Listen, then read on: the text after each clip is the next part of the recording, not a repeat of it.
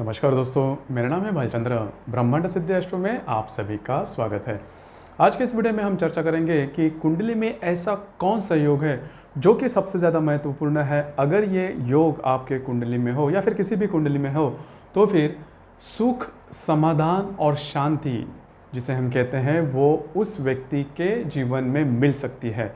हालांकि उसको जो सबसे महत्वपूर्ण सुख माना जाता है संतान सुख, वो भी काफ़ी अच्छी तरीके से मिल सकता है। तो वो योग कौन सा है, उसके मायने क्या है, किस तरह से देखा जाता है, सभी के बारे में चर्चा इस वीडियो में हम करने वाले हैं।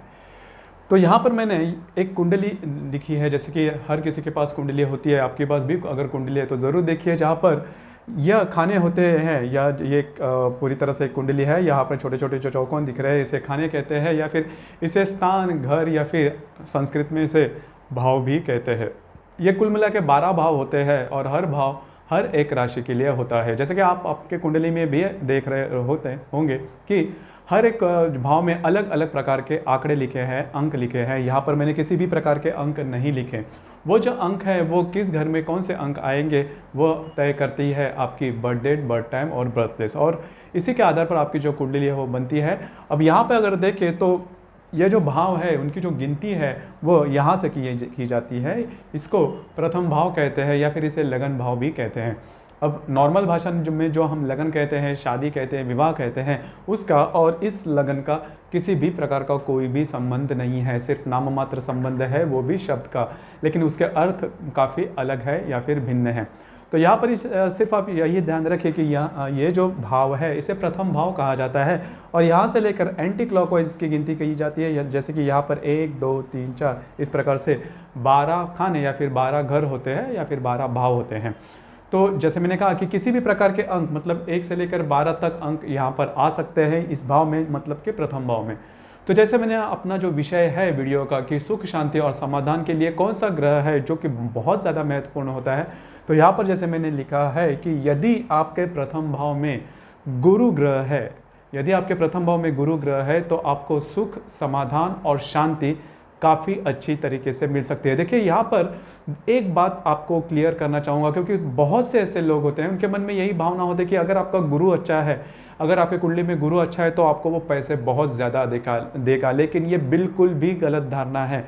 गुरु किसी कुंडली में किसी भी प्रकार का धन या फिर धन, हम आज के डेट में जिस प्रकार से इसका व्याख्या करते हैं उस प्रकार का धन गुरु कभी नहीं देता। हाँ, लेकिन गुरु आपको समाधान देगा, आपको सुख देगा, शांति देगा।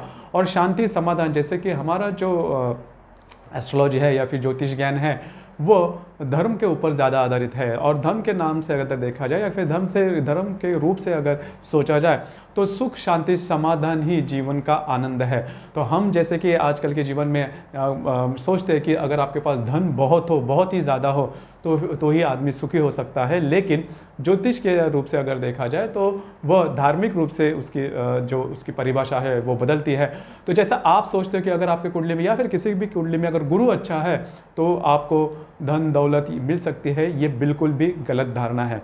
तो यहाँ पर अगर देखेंगे कि अगर आपके प्रथम भाव में गुरु है तो आपको सुख, शांति, समाधान मिल सकता है।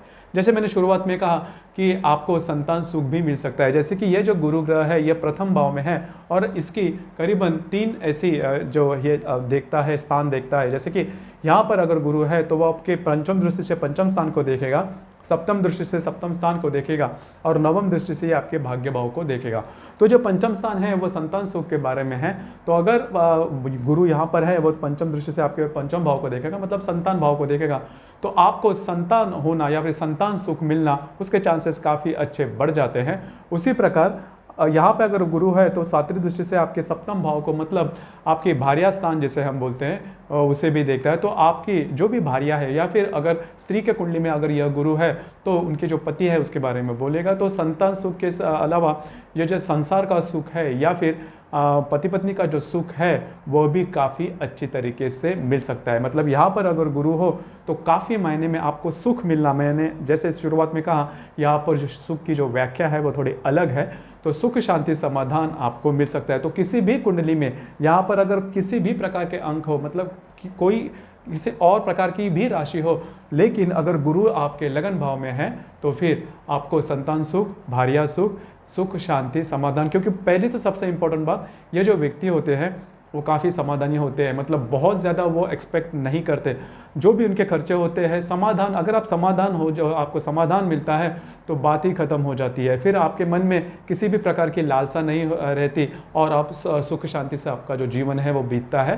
तो इसी वजह से अगर आप किसी भी कुंडली में लगन स्थान में अगर गुरु हो तो उसे सुख, शांति, समाधान या फिर संतान सुख या फिर भार्या सुख जो हम कहते हैं वो काफ़ी अच्छी तरीके से मिल सकता है। तो आपकी कुंडली में या फिर आपके जो आप सखीय होंगे उनके भी कुंडली में देखना यह योग है या नहीं, और आपका जो भी अनुभव है वो भी नीचे कमेंट बॉक्स में ज़रूर कमेंट करना।